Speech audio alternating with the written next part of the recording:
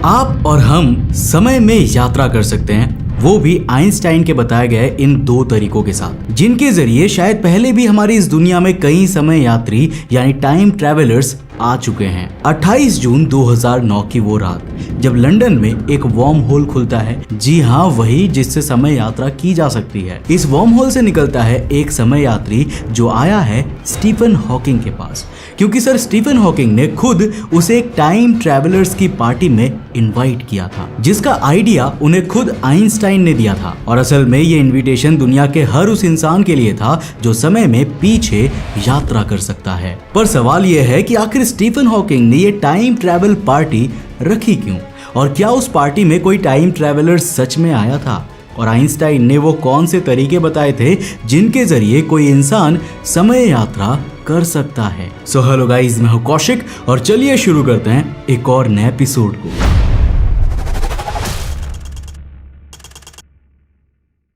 दोस्तों वीडियो में आगे बढ़ने से पहले जिस तरह आप मेरे साथ YouTube पे कनेक्टेड हो, मैं चाहूंगा कि आप उसी तरह मेरे साथ Instagram पे भी जुड़ जाओ। ये है मेरा Instagram का user handle, link description box में जाके फॉलो कर लेना।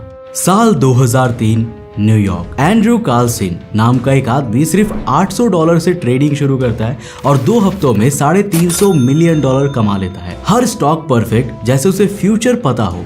जब एजेंसीज को उसके बारे में पता चला तो उसे तुरंत गिरफ्तार कर लिया गया, लेकिन वो घबराया नहीं, जैसे उसे पहले से ही मालूम था कि ये भी होने वाला है। इन्वेस्टिगेशन में उसे पूछा गया कि तुम ये कैसे कर पाए, तुम्हारी हर ट्रेड इतनी एक्यूरेट कैसे थी। इस सवाल पर वो आदमी मुस्कुराया और बोला, मैं साल 2256 से आया हूँ और मैं ये जानता था कि फ्यूचर में क्या होने वाला है और अभी भी जानता हूँ कि आगे क्या होगा। अब वहां मौजूद लोग उसके बातों पर हंसने लगे, पर वो कहता है कि मैं तुम्हें कई ऐसी बातें बताऊंगा जो भविष्य में सच होंगी। इसके बाद एंड्रू कार्लसन कहता है, मैं एड्स का क्योर और ओसामा की लोकेशन बता सकता हूँ। अब शायद ये बातें उसने उन अमेरिकन एजेंट्स को बताई भी, पर उसके बाद कुछ अजीब हुआ। अचानक उसे बेल मिल गई और वो हमेशा के लिए गायब हो गया। कहते हैं कि इस घटना के बाद FBI ने उस आदमी को ढूंढने की कोशिश की, पूरा अमेरिका छान मारा, पर एंड्रू कार्लसन फिर कभी किसी को भी नहीं दिखा। तो क्या एंड्रू कार्लसन सच में एक टाइम ट्रैवलर था जो भविष्य से समय में पीछे आया था? और क्या हम भी कभी भविष्य में समय यात्रा करके समय में आगे पीछे जा सकते हैं? वेल, यही सेम सवाल आया था साल 2000 के दौरान, जब great scientist sir Stephen Hawking Einstein की थियोरी ऑफ रिलेटिविटी के स्पेस टाइम कॉन्सेप्ट को दोबारा पढ़ रहे थे। तब अचानक उनके भी मन में यही सवाल आया, क्या हम इंसान जो आज मैथमेटिक्स में वर्म होल्स और वार्प ड्राइव जैसे कॉन्सेप्ट के जरिए समय को मोड़ रहे हैं, क्या ये चीजें भविष्य में इंसान को सच में समय यात्रा करवा पाएंगी? क्या हम सच में समय में आगे पीछे जा सकते हैं? तुम्हारी या मेरी तरह वो भी किसी भी हालत में इन सवालों का जवाब जानना चाहते थे। इसीलिए उन्होंने एक एक्सपेरिमेंट कंडक्ट किया जो साबित कर सकता था कि भविष्य में समय यात्रा हो सकती है या नहीं हो सकती। और इसी एक्सपेरिमेंट का नाम था द टाइम ट्रैवल पार्टी। अब चलिए इसे थोड़ा डिटेल में समझते हैं और देखते हैं कि क्या सर स्टीफन हॉकिंग सीक्रेटली इस पार्टी में किसी टाइम ट्रैवलर से मिले थे। 28 जून 2009, कैम्ब्रिज की ठंडी और शांत रात। कॉलेज के पुराने हॉल में सुनहरी रोशनी झिलमिला रही है, हवा में हीलियम गुब्बारे धीरे धीरे हिल रहे हैं और टेबल पर सजी शैंपेन की बॉटल्स ठंडी हवा में चमक रही है। इन सब के बीच दीवार पर एक बैनर लगा है जिसमें लिखा है, वेलकम टाइम ट्रैवलर्स। पर सबसे इंटरेस्टिंग बात है, उस हॉल के बीचों बीच एक व्हील चेयर पर बैठे सर स्टीफन हॉकिंग, दुनिया के सबसे अद्भुत दिमागों में से एक, जो उस रात किसी मेहमान का नहीं बल्कि समय का इंतजार कर रहे थे। हॉल का हर कोना सन्नाटा से भरा था, घड़ी की हर टिक हवा में गूंज रही थी, जैसे ब्रह्मांड खुद इस एक्सपेरिमेंट को देख रहा हो। उन्होंने एक पार्टी रखी थी, लेकिन कुछ स्पेशल लोगों के लिए, ऐसे लोग जो अभी पैदा भी नहीं हुए, जो भविष्य में कभी टाइम ट्रैवल का राज सुलझाकर अतीत में लौट सके। और हाँ, ये बात सच है। 28 जून 2009 में स्टीफन हॉकिंग द्वारा किया गया यह एक्सपेरिमेंट एक साइंटिफिक टेस्ट था जो साबित कर सकता था कि समय में पीछे जाना पॉसिबल है या नहीं। उनके पास इस पार्टी के इनविटेशन पहले से रेडी थे लेकिन उन्होंने उन्हें भेजा नहीं था। उन्होंने डिसाइड किया था कि ये इनविटेशंस अगले दिन भेजे जाएंगे, तब जब पार्टी खत्म हो चुकी होगी। मतलब जो कोई भी इन इनविटेशंस को देखेगा, उनके पास इस पार्टी में आने का एक ही तरीका होगा, भविष्य से अतीत में लौटने का। तो क्या कोई time traveller sir Stephen Hawking के इस पार्टी में आया? और सर स्टीफन हॉकिंग के इस टाइम ट्रैवल एक्सपेरिमेंट से विज्ञान ने क्या सीखा? क्या हम भविष्य में कभी समय में यात्रा कर पाएंगे? इन सभी सवालों के जवाब को समझने से पहले हमें एक इंपॉर्टेंट कॉन्सेप्ट को समझना पड़ेगा, जिस पर यह पूरी कहानी बनी है, और वो कॉन्सेप्ट है समय। हर इंसान के जीवन में समय धीरे धीरे गुजरता है, एक सेकंड, फिर दूसरा, फिर तीसरा, लेकिन विज्ञान के नजरिए में ये बहाव उतना सीधा नहीं है जितना हम सोचते हैं। समय कोई नदी नहीं है जो सबके लिए एक ही दिशा में बहे। ये कुछ ऐसा है जो हमारी स्पीड, हमारे लोकेशन और हमारे आसपास के ग्रेविटी के हिसाब से बदलता रहता है। यही वो राज था जिसे सर एल्बर्ट आइंस्टाइन ने 100 साल पहले समझा था। और हाँ, एल्बर्ट आइंस्टाइन की थियोरीज के मुताबिक समय यात्रा करना पॉसिबल है, लेकिन हमारे इस 4 डायमेंशनल ब्रह्मांड में केवल 2 चीजें हैं जिनसे समय के बहाव को कंट्रोल किया जा सकता है। चलिए पहले तरीके को समझते हैं। आइंस्टाइन ने बताया कि हमारा ब्रह्मांड सिर्फ 3 डायमेंशंस में नहीं बंधा, बल्कि इसमें लंबाई, चौड़ाई और ऊंचाई के साथ एक चौथी डायमेंशन भी है, और वो डायमेंशन है समय। जब ये चारों मिलते हैं तो बनता है एक विशाल जाल, जिसे वैज्ञानिक कहते हैं द स्पेस टाइम। इस जाल में हर ग्रह, हर तारा और हर जीव किसी न किसी दिशा में चल रहा है। जब कोई वस्तु स्थिर यानी कि रुकी हुई होती है तो भी वो पूरी तरह से समय में आगे बढ़ रही होती है, लेकिन जैसे जैसे वो स्पीड पकड़ती है उसका सफर समय में धीमा होने लगता है। फॉर एग्जाम्पल, अगर कोई एस्ट्रोनॉट लाइट स्पीड से ब्रह्मांड में ट्रैवल करे तो उसके लिए समय धीमा हो जाएगा। मतलब जब वो वापस पृथ्वी पर आएगा तो उसे लगेगा कि उसने तो अंतरिक्ष में लाइट स्पीड पर बस कुछ ही घंटे ही सफर किए हैं, लेकिन उस दौरान धरती पर कई साल बीत चुके होंगे। इस इफेक्ट को वैज्ञानिक कहते हैं टाइम डायलेशन। और हाँ, ये प्रूवन साइंस है जिसके जरिए टाइम ट्रैवल एक्चुअली में पॉसिबल है। जैसे साल 2015 में अमेरिकन एस्ट्रोनॉट स्कॉट केली 1 साल के लिए इंटरनेशनल स्पेस स्टेशन में गए थे। उस दौरान उनका जुड़वा भाई मार्क धरती पर ही रहा। इसीलिए जब स्कॉट वापस लौटे और वैज्ञानिकों ने दोनों भाइयों के शरीर का कंपैरिजन किया तो उन्होंने पाया कि दोनों के शरीर और सेल्स में एक छोटा सा अंतर था, और वो अंतर समय का था। स्कॉट असल में अपने भाई से कुछ माइक्रो सेकेंड्स कम उम्र का हो गया था, मतलब वो फ्यूचर में थोड़ा आगे निकल गया था।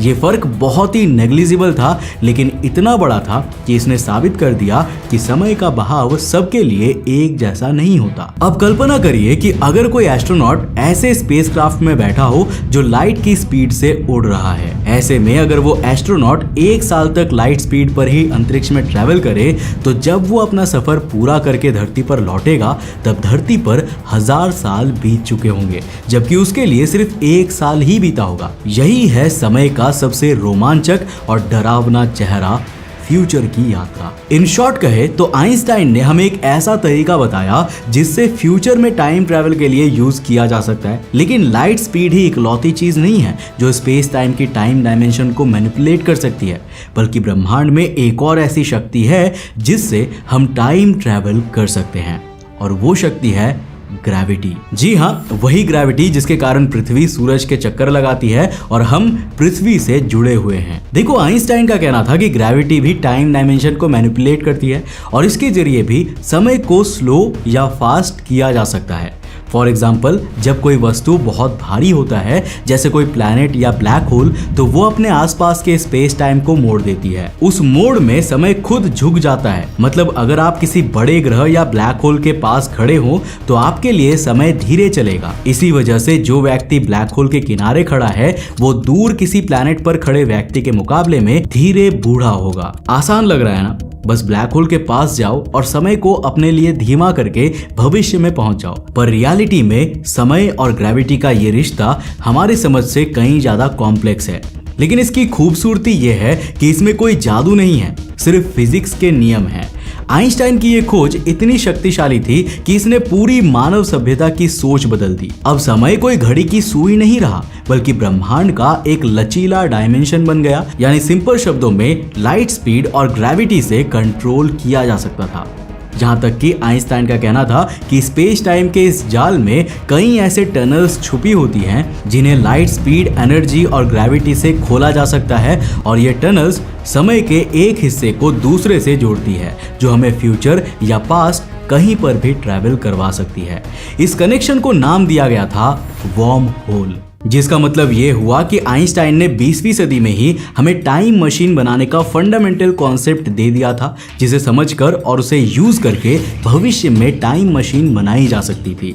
और यही सोच थी सर स्टीफन हॉकिंग की। आइंस्टाइन की थियोरीज पढ़ने के बाद उन्हें लगने लगा था कि अगर अब नहीं तो कभी ना कभी तो भविष्य में हम इंसान टाइम मशीन बनाकर टाइम ट्रैवल करना शुरू कर देंगे, और इसीलिए उन्होंने ये पूरा time travel party experiment conduct किया उन टाइम ट्रैवलर्स से मिलने के लिए जो भविष्य से टाइम ट्रैवल करके आ सकते थे। तो दोस्तों, अब आते हैं अपने सबसे बड़े सवाल पर।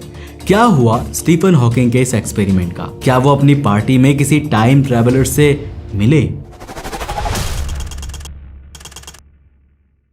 तो दोस्तों, अब चलते हैं 28 जून 2009 की उस रात पर, जब स्टीफन हॉकिंग अपनी पार्टी में टाइम ट्रैवलर्स का इंतजार कर रहे थे। समय बीतता गया, घड़ी की सुइयां धीरे धीरे आगे बढ़ रही थी, बाहर हल्की हवा चल रही थी, अंदर मोमबत्तियां धीरे धीरे पिघल रही थी। टेबल पर रखी शैंपेन की ठंडक अब फीकी पड़ने लगी थी। हॉकिंग की नजरें दरवाजे पर टिकी हुई थी, जैसे हर गुजरते मिनट के साथ उनकी उम्मीद थोड़ी थोड़ी करके दूर जा रही हो। कुछ घंटे बीते और सब कुछ वैसा ही रहा, शांत, स्थिर और रहस्यमय। और फाइनली पूरी रात खत्म हो गई, कोई नहीं आया। लेकिन इससे निराश होने के बजाय अब स्टीफन हॉकिंग और खुश थे, क्योंकि उन्होंने समय के सबसे बड़े रहस्य को इस एक्सपेरिमेंट से सुलझा लिया था, जिसे आइंस्टाइन भी पूरी तरह समझ नहीं पाए थे। और वो चीज थी टाइम और यूनिवर्स का कनेक्टेड नेचर, जो एक दूसरे की रियलिटी यानी वास्तविकता को टूटने से बचाता है। सर स्टीफन हॉकिंग ने इस रहस्य को एक नाम दिया, क्रोनोलॉजी प्रोटेक्शन कंजेक्चर, यानी समय की सुरक्षा का सिद्धांत। इसका मतलब था कि भले ही गणित हमें समय में पीछे जाने की अनुमति दे, लेकिन प्रकृति यानी ब्रह्मांड खुद ऐसा कभी होने नहीं देता। पर आखिर ब्रह्मांड हमें समय में ट्रैवल करने से कैसे और क्यों रोक रहा है? हॉकिंग का मानना था कि अगर कोई व्यक्ति या सभ्यता समय को कंट्रोल करने की कोशिश करेगी तो ब्रह्मांड के अंदर की एनर्जी इतनी अनस्टेबल हो जाएगी कि पूरा यूनिवर्सल रियलिटी स्ट्रक्चर टूट जाएगा। क्योंकि जब कोई वस्तु या जीव ब्रह्मांड में एक पॉइंट से दूसरे पॉइंट तक एक क्लोज टाइम लूप बनाने की कोशिश करता है तो उसके आसपास एनर्जी का दबाव बढ़ने लगता है, और एक समय पर यह दबाव इतना ज्यादा हो जाता है कि वो अपनी ही हवा में खुद को डिस्ट्रॉय कर देता है, जैसे कोई दरवाजा खुलने से पहले ही खुद से सिमट जाए। यही वजह है कि जब भी कोई वैज्ञानिक वर्म होल या टाइम लूप बनाने की कल्पना करते हैं तो उसके इक्वेशंस आखिर में टूट जाते हैं। और हाँ, आइंस्टाइन की थियोरी भी इसी तरफ इशारा करती है कि ब्रह्मांड खुद कभी भी अपने अंदर मौजूद किसी भी ऑब्जेक्ट या लिविंग बीइंग को टाइम ट्रैवल करने नहीं देगा। फॉर एग्जांपल, आइंस्टाइन की जनरल रिलेटिविटी के हिसाब से समय को मोड़ना पॉसिबल है, लेकिन जब इसमें क्वांटम मैकेनिक्स के नियम जोड़े जाते हैं तो पूरा स्ट्रक्चर अनस्टेबल हो जाता है। छोटे छोटे क्वांटम फ्लक्चुएशंस यानी एनर्जी के सूक्ष्म कंपन उस मोड़ को चीर देते हैं। ऐसा लगता है जैसे समय खुद अपने अतीत को बचाने के लिए झटके से दरवाजा बंद कर दे। हॉकिंग ने इस कॉन्सेप्ट को बहुत ही सिंपल शब्दों में समझाया था, और उनके इस टाइम ट्रैवलर पार्टी एक्सपेरिमेंट के बाद उनकी ये थियोरी और भी ज्यादा मजबूत हो गई थी। हॉकिंग के इस विचार ने साइंटिफिक दुनिया को हिला दिया। मोस्टली विज्ञान जगत में उनके इस थॉट को एक यूनिवर्सल ट्रुथ माना जाता है, और इसका एक सिंपल सा रीजन है, अगर ब्रह्मांड खुद टाइम ट्रैवल करने से किसी को ना रोके और समय यानी टाइम डायमेंशन को प्रोटेक्ट ना करे तो हमारी दुनिया हर सेकंड बदल रही होती। कोई भविष्य से लौटकर इतिहास मिटा देता, कोई अपने ही जन्म को रोक देता, लेकिन ऐसा कभी हुआ नहीं। शायद इसीलिए क्योंकि ब्रह्मांड खुद ऐसे कॉन्ट्राडिक्शंस को होने से पहले ही डिस्ट्रॉय कर देता है। पर यहाँ पर कुछ वैज्ञानिक ऐसे भी हैं जो मानते हैं कि स्टीफन हॉकिंग सही है कि यूनिवर्स समय के बहाव में होने वाले चेंजेस को रोकता है, लेकिन इसका मतलब ये भी नहीं है कि टाइम ट्रैवल पॉसिबल नहीं है। कंफ्यूजिंग लग रहा है ना? वेल, अगर सिंपल शब्दों में कहूं तो यहाँ पर वैज्ञानिक एक मॉडर्न थियोरी का जिक्र करते हैं, द मल्टीवर्स थियोरी। क्योंकि समय के साथ जैसे जैसे क्वांटम मैकेनिक्स की अंडरस्टैंडिंग बढ़ती गई, वैसे वैसे एक और थियोरी फेमस होती गई, मल्टीवर्स। हमें इसके होने का प्रूफ अभी तक नहीं मिला, लेकिन ये भी कभी प्रूव नहीं हुआ कि ऐसा पॉसिबल नहीं है। और यहीं पर आज की मॉडर्न फिजिक्स हॉकिंग के नियमों में एक लूप निकालकर टाइम ट्रैवल को पॉसिबल बनाती है। इनका मानना है कि जब हम टाइम में ट्रैवल करके समय में पीछे जाते हैं तो तुरंत ब्रह्मांड एक और रियलिटी का क्रिएशन करता है, जहां होने वाला या हमारे द्वारा समय में किए गए सारे चेंजेस उस नए ब्रह्मांड में होते हैं, ना कि असली ब्रह्मांड में।